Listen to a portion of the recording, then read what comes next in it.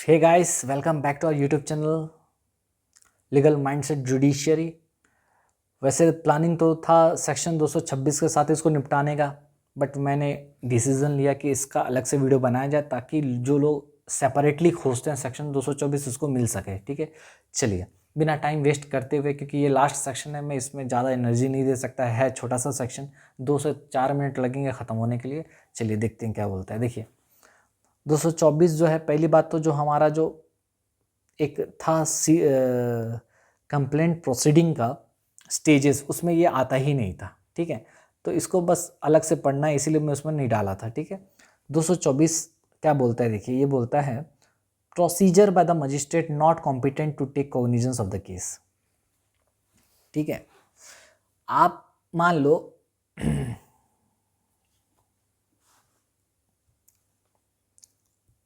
आपको मालूम है ये बंदा है कौन, कंप्लेनेंट।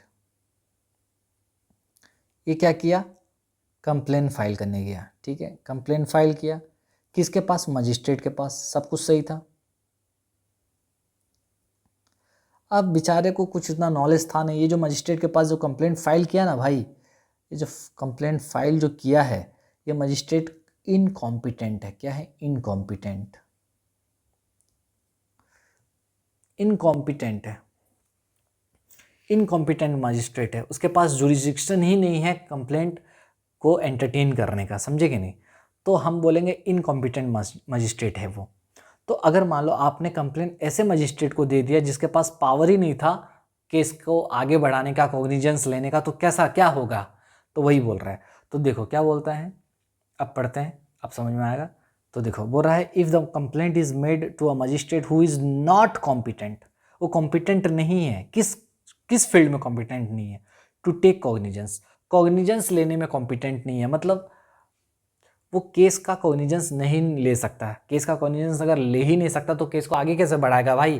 केस को आगे बढ़ाने के लिए तो कॉग्निजेंस लेना पड़ता है। तो वही बोल रहा है, अगर एक मजिस्ट्रेट को आपने कंप्लेन दिया है जिसके पास कॉग्निजेंस लेने का पावर नहीं है, हम उसको बोलते हैं, पता है प्रैक्टिकल फील्ड में ऐसे मजिस्ट्रेट को हम बोलते हैं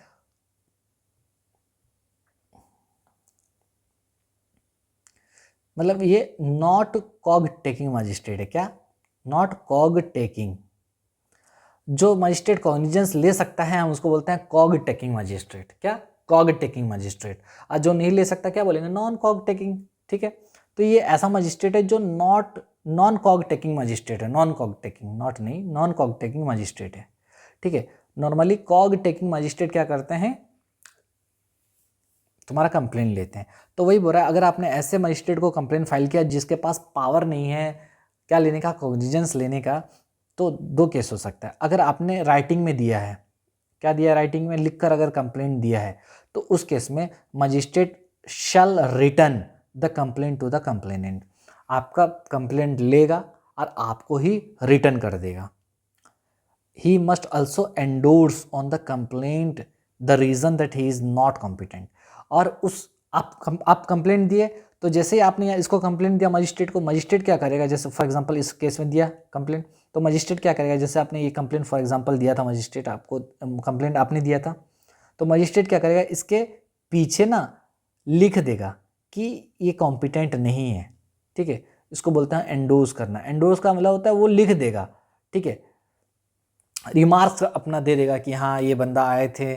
ठीक है, प्रॉपर कोर्ट में, मतलब प्रॉपर मजिस्ट्रेट के पास नहीं आए हैं, तो ऐसा लिख देगा, उसको बोलते हैं एंडोज करना। He must endorse on the complaint the reason that he is not competent, वो कॉम्पिटेंट नहीं है, and direct it for the presentation to the proper court, और वहाँ पर लिख दिया जाएगा कि प्रॉपर कोर्ट में जाइए बोल के, तो उसी को बोला जाता है एंडोर्स करना। तो कंप्लेंट में ही मजिस्ट्रेट क्या करेगा, जो इनकॉम्पिटेंट मजिस्ट्रेट है लिख देगा कि ये बंदा हमारे पास आए थे लेकिन प्रॉपर कोर्ट में इनको भेज दिया गया। ये कब होगा, जब राइटिंग में कंप्लेन आएगा तो। लेकिन मान लो अगर राइटिंग में कंप्लेन नहीं दिया है बंदा, ऑरली दिया है, तो उस केस में क्या करेंगे, बोल देंगे direct, magistrate shall direct the complainant to approach to the proper court. सीधा मजिस्ट्रेट बोल देगा कि जाओ भाई प्रॉपर कोर्ट में जाओ, ये हमारा तुम गलत कोर्ट आ गए हो, प्रॉपर कोर्ट में चले जाओ, बस वही बोल रहा है।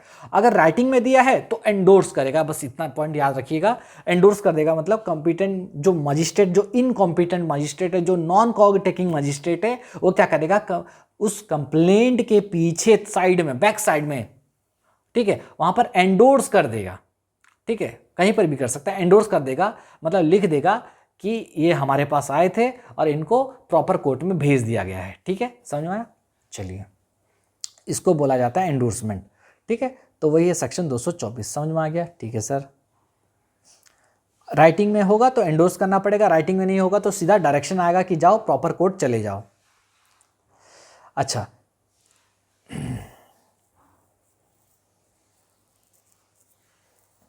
अच्छा, Trisons chemical industry versus Rajesh Agarwal का केस है, सेक्शन 224 पे क्या बोलता है देखो। इट वाज ऑब्जर्व दैट 201 जो हुआ करता था पहले, अभी 224 हो चुका है, is a post cognizance order. ये कौन सा ऑर्डर है? पोस्ट कॉग्निजेंस ऑर्डर है। मतलब यानी क्या, ये जो मजिस्ट्रेट जो ये जो ऑर्डर दे सकता है 224 में तुम्हारा प्रॉपर प्रेजेंटेशन का जो ऑर्डर दे सकता है, ये पोस्ट कॉग्निजेंस ऑर्डर है, क्योंकि as it falls under the chapter 15, पहले सीआरपीसी का, अभी 16 हुआ है बीएनएसएस का, and can take place only after the cognizance. कहने का ये मतलब है मेरे भाई, ये जो 224 आप पढ़ रहे हो, ये कौन सा है? ये कॉग्निजेंस के बाद ही मजिस्ट्रेट ये ऑर्डर दे सकता है, किस चीज़ का, कि प्रॉपर कोर्ट में जाओ। हाँ, ये जो है तुम्हारा सेक्शन 24, ये पोस्ट कॉग्निजेंस स्टेज का काम है, कहने का ये मतलब है, ठीक है। चलिए, सेक्शन 24 होता है यहीं पर ख़त्म, हमारा कंप्लेंट प्रोसीडिंग होता है ख़त्म। सेक्शन 223 से लेके 227 तक हमने अच्छे से पढ़ लिया है। कोई भी डाउट रहेगा तो बताइएगा, कमेंट बॉक्स में ज़रूर लिखिएगा, ताकि मुझे मोटिवेशन मिले और भी फ्यूचर में वीडियोस बनाने का, क्योंकि आपका मोटिवेशन मेरे लिए स्ट्रेंथ है, सॉरी आपका कमेंट मेरे लिए स्ट्रेंथ है, आपका रेस्पॉन्स मेरे लिए स्ट्रेंथ है, ताकि मैं अपने आप को और भी बेटर बनाऊँ और भी वीडियो आपके लिए बनाता रहूँ, ठीक है। चलिए, मिलते हैं नेक्स्ट वीडियो में, तब तक के लिए बाय, टेक केयर। मैं हूँ आपका दोस्त सैम, और पढ़ते रहिए।